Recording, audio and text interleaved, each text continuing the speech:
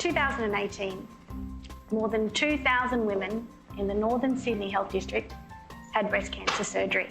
And of those women, 60% of them could go on to develop moderate to severe bra discomfort. Now, considering the importance of physical activity to prevent cancer reoccurrence and to promote long-term life, we aim to develop a freely accessible online multimedia resource that will educate women the characteristics of a supportive bra to look for, correct bra fit, and solutions to solve many of these bra issues. The McGrath Foundation and their nurses are also part of our team, and they will help with distribution of breast solutions. Breast solutions will cost approximately $45,000. So help us help women across Northern Sydney. Put up your hand if you got dressed this morning without needing help from anyone. Now, imagine if you couldn't. About 2/3 of people have shoulder pain sometime in their life, and it often stops them doing those simple everyday things that we can often take for granted. At the moment, if someone has shoulder pain, they often go to their GP, who might then refer them to our shoulder clinic here. The patient then has to wait many, many months before seeing a doctor. The doctor will then often send them on for physio, where they have to wait on a second wait list before seeing the physio. The Reaching Higher program would offer patients an individualised assessment and a tailored physiotherapy program, which would include education and exercises, as well as giving patients the skills to manage their problem long term. To do this, we're asking for just under $50,000 for a full-time specialised physio for 22 weeks. This funding would give us an amazing opportunity to make North Shore and this health district a national leader in shoulder pain management and deliver the best care possible for our patients. You're no good. She's lying. Why are you even here? They're out to get you. They're coming to get you. Do it. You're no good. Now, imagine trying to get through your day with that going on. For most of our clients, voice hearing is persistent, distressing, and disabling. And it's not uncommon.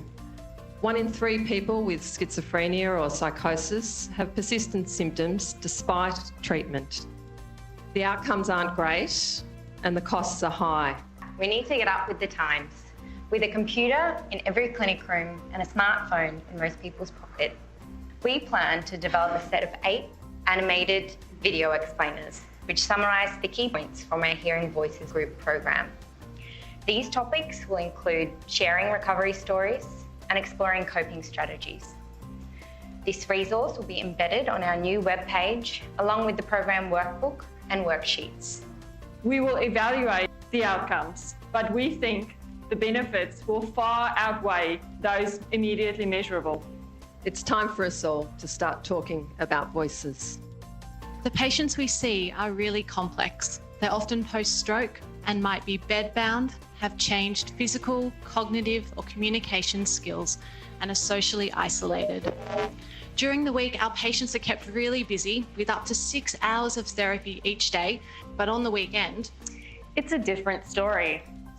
172,800 seconds with nothing to look forward to apart from hospital meals, brief nursing encounters, and for the lucky few, a visitor or two. Patients are bored and isolated on the weekend. We know that because we've asked them and they've had a lot to say. how are we going to change this? Who are you going to call? Boredom busters!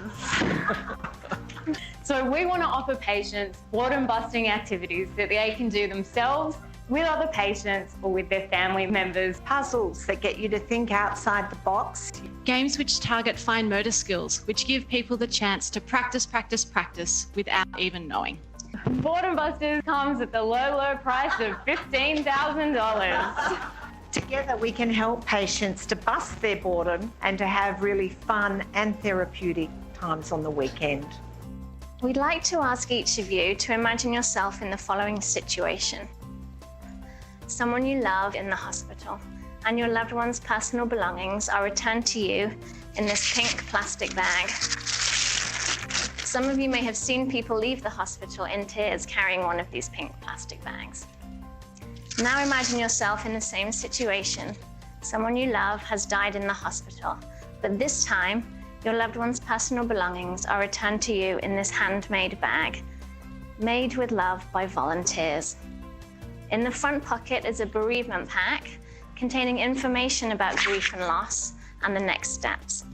This is a moment of compassion.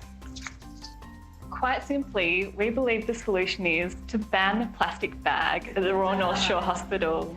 We believe in showing our grieving families that we care and respect for their deceased loved ones in a dignified manner.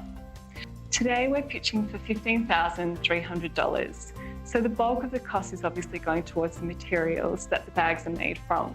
So thank you for listening to our pitch. We hope you value this as much as we do, but really would like to thank the beautiful volunteers who have been making these gorgeous bags, and they're here with us today. So we'd love it if you could please be upstanding.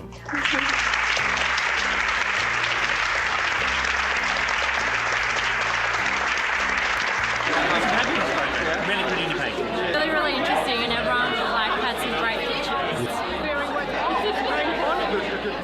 All right, well, it was a hell of a task, but as they say, not everybody can be a winner.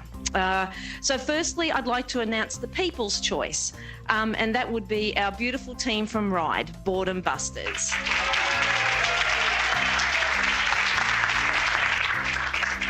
Now, look, I know I already blew it, but anyway, bereavement bags. I've decided to have a Chief Executive Prize, and I'd like to give it to you beautiful people. Thank you.